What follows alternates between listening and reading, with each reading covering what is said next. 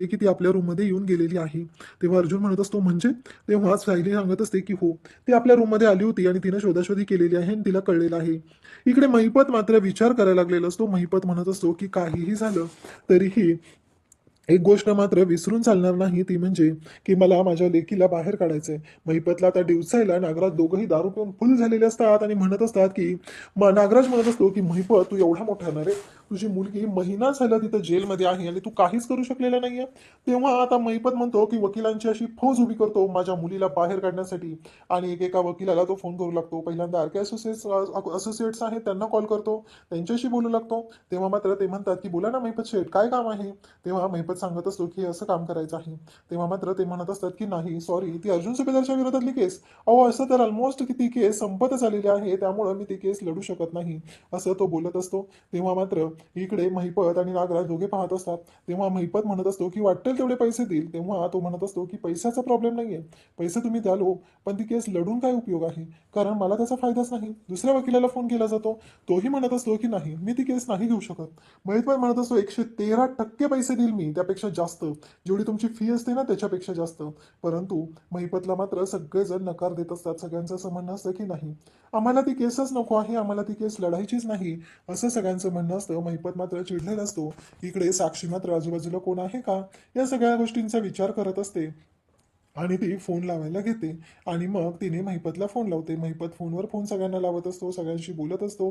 परंतु साक्षीचा जेव्हा फोन आलेला असतो तेव्हा तो बोलतो, बोल साक्षी. तेव्हा साक्षी म्हणत असते की मला नाही राहायचं अण्णा इथे, मला खूप का त्रास होतोय, मला कळत नाहीये, माझी घुसमट होते इथं अण्णा, मी नाही राहू शकत अण्णा इथे, मला त्रास होतोय, असं तिचं म्हणणं चाललेलं असतं.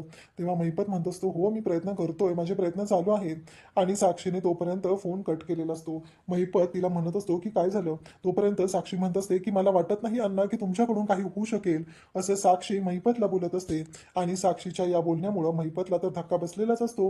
परंतु महिपत मात्र म्हणत असतो की काहीही झालं तरीही माझ्या मुलीला मी जेलमध्ये पाहू शकत नाही. तेव्हा ती म्हणत असते की तर खूप बायका ह्या डेंजर आहेत, मला ना त्रास होतोय अण्णा, मला इथून बाहेर पडायचंय. तेव्हा नागराज म्हणत असतो की काय हे महिपत, कारण तुझ्या मुलीसाठी तू एवढीही गोष्ट करू शकत नाहीये, काहीही झालं तरी मला ही गोष्ट तुझी पटतच नाहीये महिपत, असं नागराज बोलत असतो. आणि नागराज मुद्दामच महिपतला आणखी खवळत असतो. इकडे रविराज बसलेला असतो. त्यावेळेस तिथं आलेली असते ती म्हणजे प्रतिमा. प्रतिमा रविराजकडे येते आणि म्हणत असते की अहो. तेव्हा रविराज काहीच बोलत नसतो. सुमनही तिथं असते. सुमन म्हणते बोला. तेव्हा प्रतिमा म्हणत असते की अहो उद्या गुढीपाडवा आहे ना. तेव्हा सुमन म्हणत असते की भाऊजी अहो सोडा ना राग, अहो सण येणार आहे, सणाच्या दिवशी कशाला ना उगी चिडचिड, असं सुमनचं म्हणणं असतं. तेव्हा मात्र इकडे रविराज म्हणत असतो म्हणजे. तेव्हा प्रतिमा म्हणत असते की उद्या गुढीपाडवा आहे ना, गुढीसाठी साडी आणायची, तुम्ही आणाल ना. तेव्हा रविराज म्हणतो की काय आणता येईल आणि तुम्ही आणू शकता, उद्या काय करायचं गुडाचं. तेव्हा सुभेदारांकडे ना आपल्याकडे एकच मेनू असतो, तो म्हणजे श्रीखंडपुरीचा. तेव्हा रविराज म्हणतो की त्यांचं नाव प्रत्येक वेळेस घेतलंच पाहिजे का, अजिबात नाही घ्यायचं त्यांचं नाव, आणि काही गरज नाहीये, दुसरं काही बनवता येत नाहीये का. तेव्हा लगेचच इकडे प्रतिमा म्हणते खीर बनवूया आपण. आणि मग रविराज म्हणतो की मुलीचं लग्न केलं तेव्हा मला विचारलं नाही आणि आता मला विचारावं वाटतंय. तेव्हा रविराजला राग आलेला असतो, त्याच्या बोलण्यातून तो राग व्यक्त होत असतो. त्याला असं वाटत असतं की प्रत्येक वेळेस प्रतिमा गुढीला नवी साडी घ्यायची, त्यावेळेस मी तिला साडी गिफ्ट करायचो, पण यावेळेस मात्र तिला काय करायचं ते करायचंय, करू दे, कारण तिने हा जो निर्णय घेतलेला आहे तो मला अजिबात आवडलेला नाही. त्याचबरोबर रविराज रागाने बोलतो. इकडे प्रिया मात्र विचार करत असते नक्की काय करत होते अर्जुन सायली. आणि हे सायली म्हणजे शॉपिंग करायला जाणं, आणि एवढी महागडी शॉपिंग, मला ना कळतच नाही की तिच्या डोक्यात नक्की काय होतं. प्रिया निवांत गादीवरती लोळत पडलेली असते, तिच्या डोक्यात विचार सुरू असतात. तिला आठवत असतं की त्या कपाटामध्ये तिला ती शॉपिंग बॅग मिळालेली असते, त्याच्यामध्ये पावती असते, त्याच्यावरचं नाव तिनं पाहिलेलं असतं. आणि ती म्हणत असते की आता एवढ्या आश्रमाच्या ह्या धकाधकीच्या जीवनामध्ये, वेळेमध्ये मला नाही वाटत की ह्या सायलीने असं काहीतरी केलेलं असेल, असं तिच्या डोक्यात सुरू झालेलं असतं. ती म्हणत असते नक्कीच काहीतरी प्रॉब्लेम असणार आहे, नक्कीच अशी कोणती तरी गोष्ट असणार आहे की ज्यामुळे हे सगळं घडलेलं आहे. त्यानंतर आपल्याला पाहायला मिळतं की प्रिया मात्र आता फोन घेते, तिला फोन आलेला असतो तो महिपतचा. महिपत म्हणत असतो काय चाललंय, सुभेदारांचा आयतं खात बसली आहेस ना, आधी इतके दिवस इकडचं खाल्लं, आमच्याकडून खाल्लेलं आहे, आता सुभेदारांचा इथं खाते, त्यासाठी पाठवले का तुला. प्रिया म्हणत असते अहो महिपत शेठ जरा शांत व्हा ना, कसं आहे माहितीये का, मी आता कामच करत आहे, माझ्या हाती गोष्टी लागलेल्या आहेत. तेव्हा अण्णा म्हणत असतो की तू फोन का उचललेला नाहीये. प्रिया म्हणत असते अहो त्यांच्या मागावर गेले होते ना, फोन कधी उचलणार होते मी, असं प्रिया बोलत असते. तेव्हा महिपत तिला म्हणत असतो की एक गोष्ट लक्षात ठेव, कारण काही झालं तरी तू तिथं निवांत बसून राहायचं नाही. प्रिया म्हणते ते प्रीती ब्युटी काय ना, त्या ब्युटीच्या संदर्भात माहिती मिळालेली आहे, आणि दुसरी गोष्ट म्हणजे अर्जुन सायली त्या आश्रमाच्या आजूबाजूला जाऊन लोकांची चौकशी करत विचारत होते. काय विचारत होते? प्रिया म्हणते मला माहित नाहीये. महिपत म्हणतो असली अर्धवट माहिती मला द्यायची नाही. जे काय सांगायचं आहे ते स्पष्टपणे आणि क्लिअर सांगायचं आहे. तेवढ्यातच अश्विन येतो आणि तन्वी तन्वी असं म्हणत तो आलेला असतो. आणि तन्वी काय चाललंय तुझं? प्रिया म्हणत असते की मी सगळं काम करते व्यवस्थित. आणि मग इकडे अश्विन बोलतो तेव्हा प्रियाने कॉल कट केलेला असतो.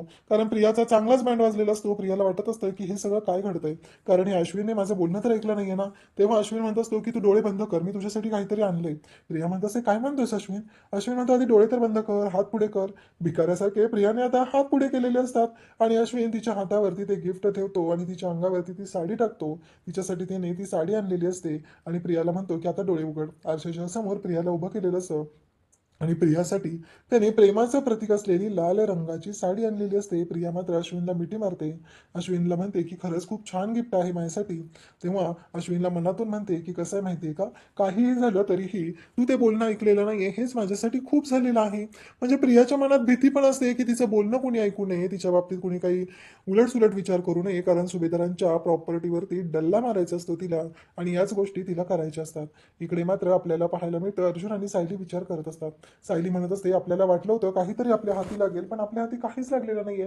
अर्जुन म्हणत असतो असं कसं हो सायली, असा निगेटिव्ह विचार नाही करायचा, तुम्हाला ना माझ्या बायकोला भेटवलं पाहिजे. सायली म्हणते म्हणजे?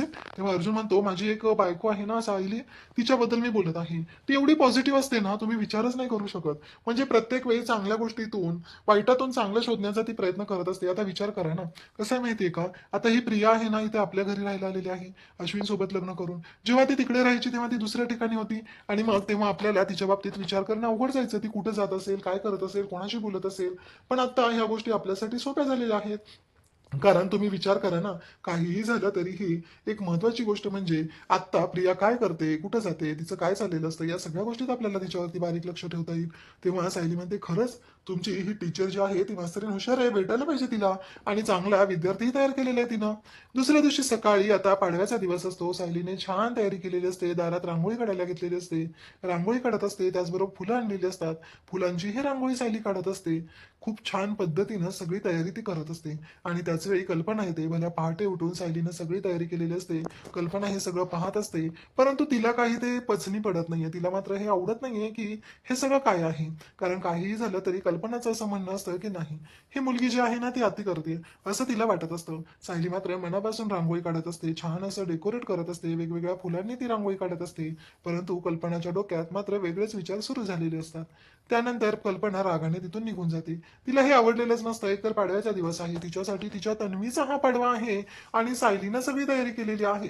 कुठेतरी तिचा इगो हर्ट झालेला असतो, कारण तिची तन्वी मात्र उठलेलीच नसते.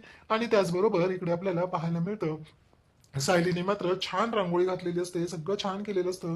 तिच्या हातामध्ये दोन्ही प्रकारची फुलांची ताटं असतात. एका ताटात पांढऱ्या रंगाची फुलं असतात, एका ताटात पिवळ्या रंगाची फुलं असतात आणि सायली मात्र छान दिसत असते आणि त्याचबरोबर ती खुशही असते. त्यानंतर उद्याच्या भागात आपल्याला पाहायला मिळणार आहे की अर्जुनने आता इथून पुढे एकच गोष्ट ठरवलेली असते, ती म्हणजे आपण रूमला लॉक लावून जाऊ शकत नाही, पण कोणतीही गोष्ट डिस्कस करायची असेल तर दरवाजा बंद केल्याशिवाय डिस्कस करायची नाही, हे अर्जुनने ठरवलेलं असतं. आणि मग अर्जुन आणि सायली आता केसच्या बद्दल बोलत असतात.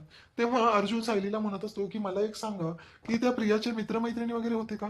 तेव्हा सायली म्हणते की होते तिचे मित्रमैत्रिणी, अशी जास्त नाही, पण ती कधी त्यांना आश्रमात नाही घेऊन आलेली. तेव्हा सायली म्हणते की मला माहिती आहे, एस के रोडवरती एक कॅफे आहे ना, तिथं ते भेटायचे आणि त्याचबरोबर त्यांची चांगली मैत्रीही होती. मग अर्जुन म्हणत असतो म्हणजे त्या एस के रोडवरच्या कॅफेमध्ये जर आपण गेलो तर तिथे आपल्याला साक्षी आणि प्रिया भेटत असलेला पण पुरावा मिळेल. तेव्हा सायली म्हणत असते हो ना, बरोबर आहे तुमचं. आता अर्जुन सायलीनी एस के रोडवरील कॅफेमध्ये जात प्रियाचा बँड वाजवायचं ठरवलेलं असतं आणि तिच्या बाबतीतले पुरावे शोधायलाही त्यांनी सुरुवात केलेली असते. कशा पद्धतीनं त्यांची पुढची कामगिरी चाललेली असते त्या गोष्टींचा ते विचार करत असतात. त्यांना काहीही करून प्रिया किती मूर्ख आहे हे चांगलंच माहिती असतं, फक्त त्या बाबतीतले पुरावे शोधायचे असतात. आणि पुरावे शोधण्यासाठी अर्जुन आणि सायली दोघंही सज्ज झालेले असतात. सायलीने सांगितलेलं असतं की एस के रोडवरच्या कॅफेमध्ये आपल्याला नक्कीच काहीतरी मिळू शकतं आणि अर्जुन सायली दोघांनीही ठरवलेलं असतं की आपल्याला लवकरात लवकर एस के रोडवरच्या कॅफेमध्ये जाणं गरजेचं आहे. आणि त्यासोबतच एस के रोडवरच्या कॅफेमध्ये जाण्यासाठी त्यांनी तयारीही केलेली असते. त्याचबरोबर इकडे आपल्याला पाहायला मिळतं की जेव्हा अर्जुन आणि सायली आता एस के रोडवरच्या कॅफेमध्ये जाणार तेव्हा त्यांच्या हाती आणखी काय काय पुरावे लागणार आहेत, त्यासाठी तुम्ही चॅनलशी कनेक्टेड राहा. चॅनलला सबस्क्राईब करा, व्हिडिओला लाईक करा, त्याचबरोबर कमेंट करा. थँक्यू.